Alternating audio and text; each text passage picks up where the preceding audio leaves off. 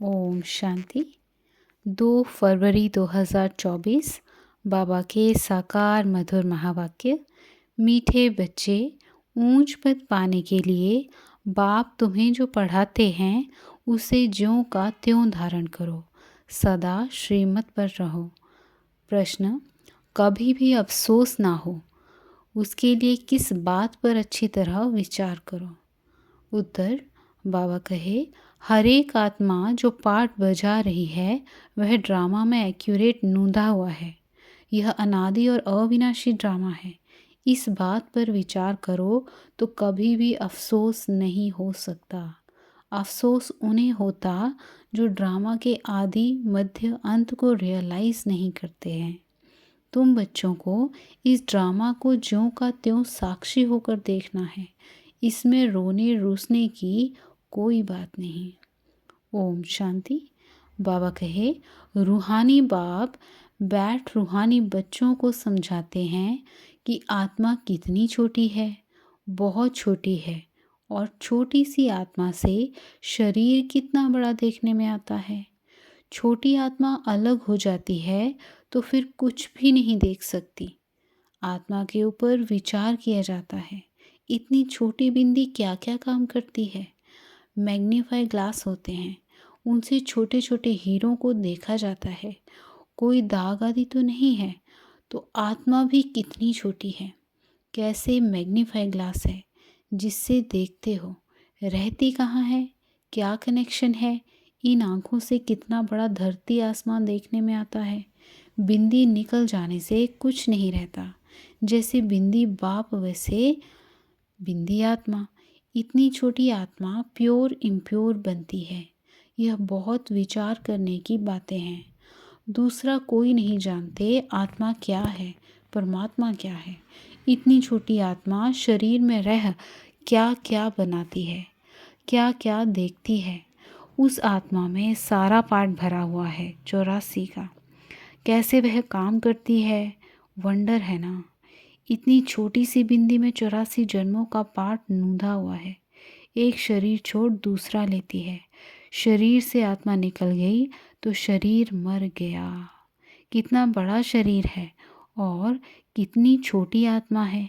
यह भी बाबा ने बहुत बार समझाया है कि मनुष्यों को कैसे पता पड़े कि यह सृष्टि का चक्र हर 5000 वर्ष बाद फिरता है। फलाना मरा, ये कोई नई बात नहीं। उनकी आत्मा ने यह शरीर छोड़ दूसरा लिया। 5000 वर्ष पहले भी इस नाम रूप को इसी समय छोड़ा था। आत्मा जानती है हम एक शरीर छोड़ दूसरे में प्रवेश करती हूँ। अभी तुम शिव जयंती मनाते हो, दिखाते हो 5000 वर्ष पहले भी शिव जयंती मनाई थी। हर 5000 वर्ष बाद शिव जयंती जो हीरे तुल्य है मनाते ही आते हैं। यह सही बातें हैं। विचार सागर मंथन करना होता है जो औरों को समझा सकें। यह त्यौहार होते हैं, तुम कहेंगे नई बात नहीं। हिस्ट्री रिपीट होती है जो फिर 5000 वर्ष बाद जो भी पाठधारी हैं वह अपना शरीर लेते हैं। एक नाम रूप देश काल छोड़ दूसरा लेते हैं। इस पर विचार सागर मंथन कर ऐसा लिखें जो मनुष्य वंडर खाएं। बच्चों से हम पूछते हैं ना, आगे कब मिले हो। इतनी छोटी आत्मा से ही पूछना होता है ना, तुम इस नाम रूप में आगे कब मिले थे। आत्मा ने सुना तो बहुत कहते हैं, हाँ बाबा आपसे कल पहले मिले थे। सारा ड्रामा का पार्ट बुद्धि में है। वह होते हैं हद के ड्रामा के एक्टर्स। यह है बेहद का ड्रामा। यह ड्रामा बड़ा एक्यूरेट है, इसमें ज़रा भी फर्क नहीं पड़ सकता। वह बाइस्कोप होते हैं हद के, मशीन पर चलते हैं। 2 साल रोल भी हो सकते हैं जो फिरते हैं। यह तो अनादि अविनाशी एक ही बेहद का ड्रामा है। इसमें कितनी छोटी आत्मा एक पार्ट बजाए फिर दूसरा बजाती है। 84 जन्मों का कितना बड़ा फिल्म रोल है। यह कुदरत है, कोई की बुद्धि में बैठेगा। है तो रिकॉर्ड मिसल बड़ा वंडरफुल है। 84 लाख तो हो ना सके, 84 का ही चक्र है। इनकी पहचान कैसे दी जाए। अखबार वालों को भी समझाओ तो डालेंगे, मैगजीन में भी घड़ी घड़ी डाल सकते हैं। हम इस संगम के समय की ही बातें करते हैं। सतयुग में तो यह बातें होंगी नहीं, ना कलयुग में होंगी। जानवर आदि जो भी कुछ हैं, सबके लिए कहेंगे फिर 5000 वर्ष के बाद देखेंगे। फर्क नहीं पड़ सकता, ड्रामा में सारी नूंद है। सतयुग में जानवर भी बहुत खूबसूरत होंगे। यह सारी वर्ल्ड की हिस्ट्री ज्योग्राफी रिपीट होगी, जैसे ड्रामा की शूटिंग होती है। मक्खी उड़ी, वह भी निकल गई, तो फिर रिपीट होगी। अब हम इन छोटी छोटी बातों का ख्याल तो नहीं करेंगे। पहले तो बाप खुद कहते हैं, हम कल्प कल्प संगम युग इस भाग्यशाली रथ पर आता हूँ। आत्मा ने कहा, कैसे इसमें आते हैं, इतनी छोटी बिंदी है। उनको फिर ज्ञान का सागर कहते हैं। यह बातें तुम बच्चों में भी जो समझो हैं वह समझ सकते हैं। हर 5000 वर्ष के बाद मैं आता हूँ।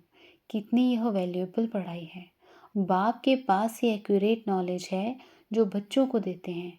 तुम्हारे से कोई पूछे, तुम झट कहेंगे सतयुग की आयु 1250 वर्ष की है। एक एक जन्म की आयु 150 वर्ष होती है। कितना पाठ बचता है। बुद्धि में सारा चक्र फिरता है। हम 84 जन्म लेते हैं। सारी सृष्टि ऐसे चक्र में फिरती रहती है। यह अनादि अविनाशी बना बनाया ड्रामा है। इसमें नई एडिशन हो नहीं सकती। गायन भी है, चिंता ताकि कीजिए जो अनहोनी होए। तो जो कुछ होता है ड्रामा में नूंद है। साक्षी होकर देखना पड़ता है। उस नाटक में कोई ऐसा पार्ट होता है तो जो कमज़ोर दिल वाले होते हैं वो रोने लग पड़ते हैं। है तो नाटक ना, यह रियल है। इसमें हर आत्मा अपना पार्ट बजाती है। ड्रामा कभी बंद नहीं होता। इसमें रोने रूसने की कोई बात नहीं। कोई भी नई बात थोड़े ही है। अफसोस उनको होता है जो ड्रामा के आदि मध्य अंत को रियलाइज़ नहीं करते। यह भी तुम जानते हो।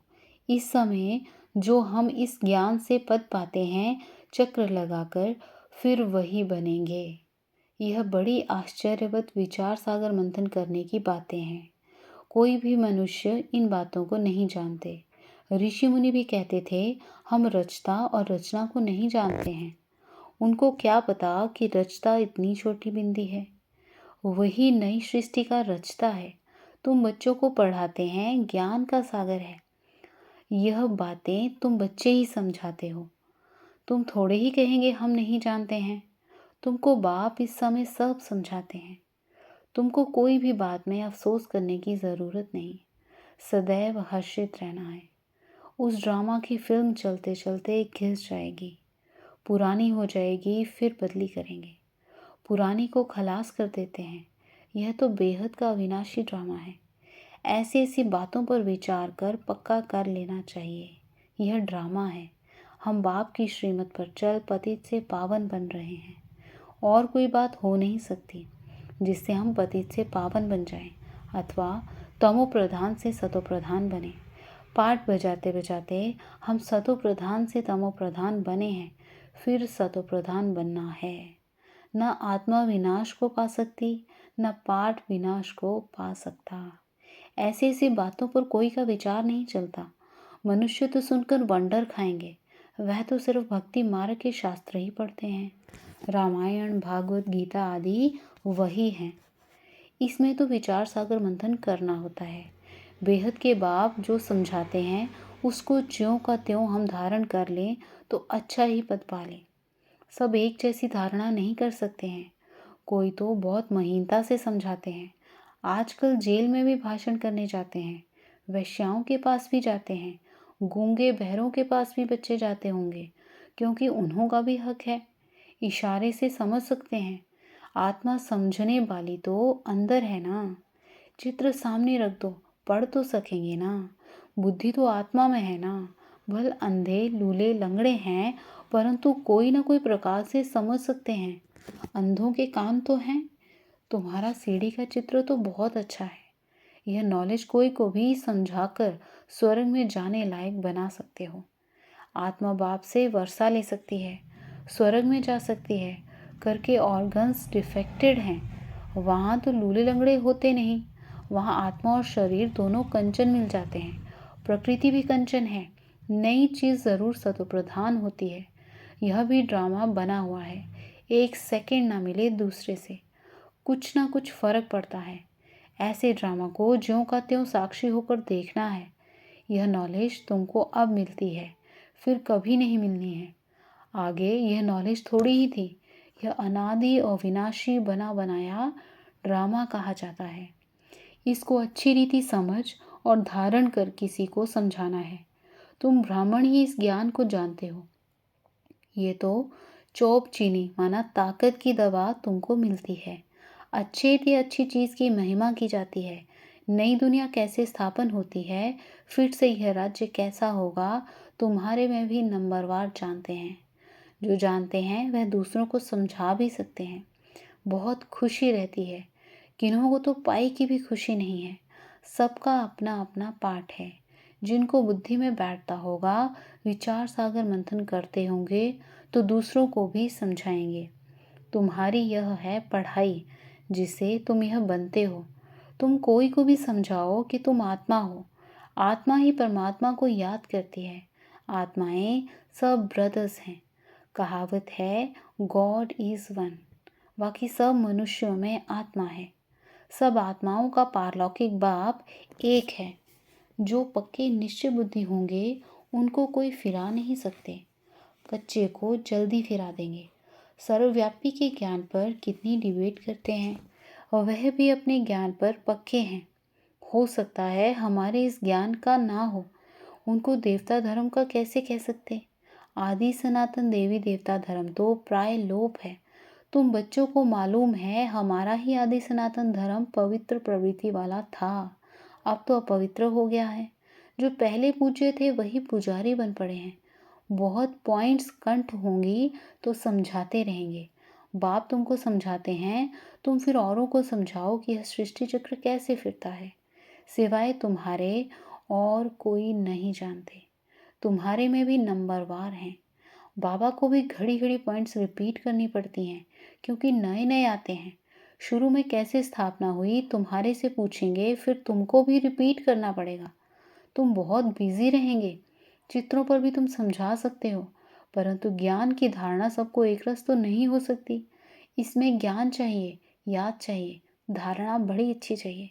सतो प्रधान बनने के लिए बाप को याद जरूर करना है। कई बच्चे तो अपने धंधे में फंसे रहते हैं, कुछ भी पुरुषार्थ ही नहीं करते। यह भी ड्रामा में नूंद है। कल पहले जिन्होंने जितना पुरुषार्थ किया है उतना ही करेंगे।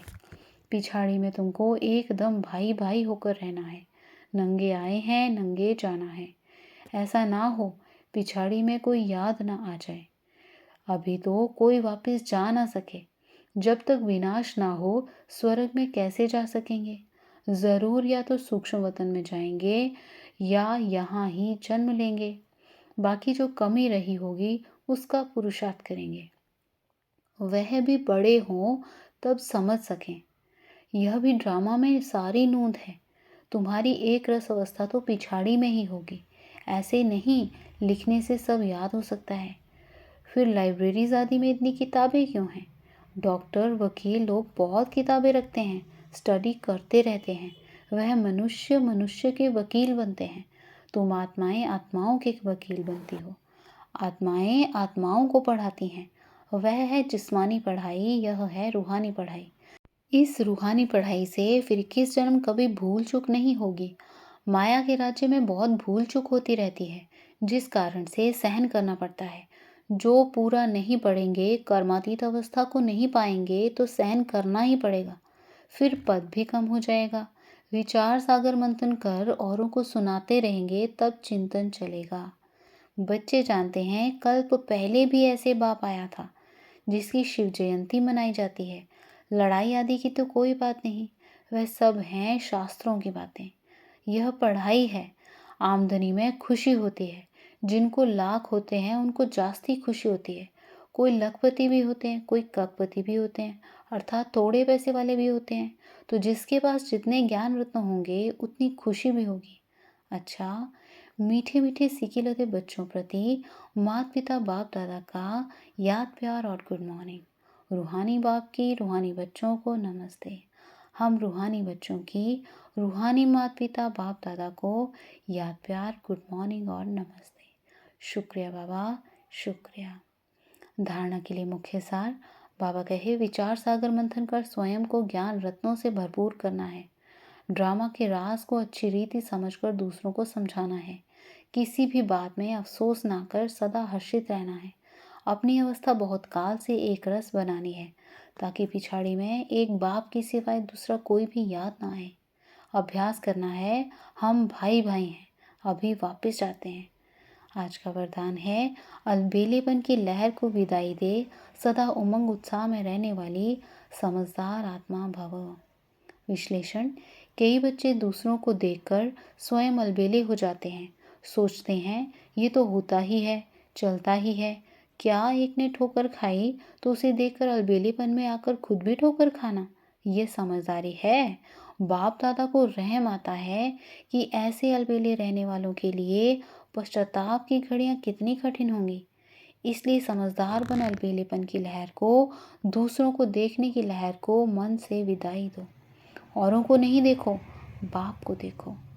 आज का स्लोगन है वारिस क्वालिटी तैयार करो, तब प्रत्यक्षता का नगाड़ा बजेगा। अच्छा, ओम शांति, ओम शांति।